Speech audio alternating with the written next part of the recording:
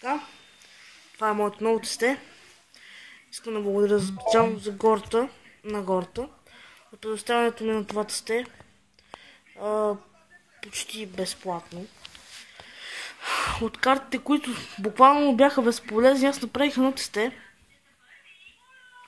с което го победих един път, но и той ме победи един път. И сега иска да заснема това тесте, оригинални карти от... Ако не знаете, има само няколко шопа истински, които продават наистина оригинални карти в България. 2 в Пловдив и 3 в София. Не знам за други градове дали има. И така, нека започваме. Penguin Soldier. Dark Hole. Това... Повечето карти са италиански.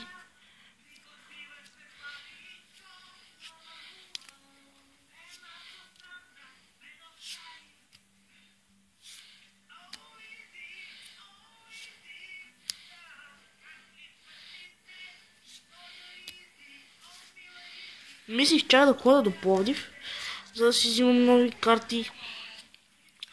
Много добре, че беше в гората.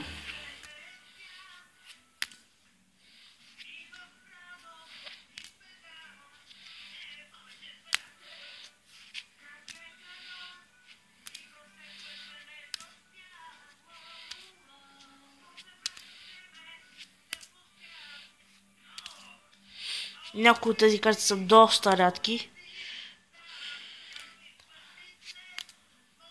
Някои са и захабени, имам 2 захабени карти, но не чак толкова захабени.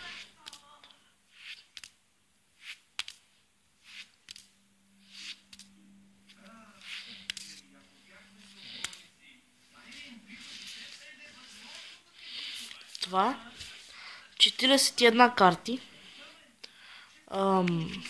Пликът е голям размер, защото просто такъв му се намираше. Имаше и други, но просто не искаше да ми ги дава. Ето ги.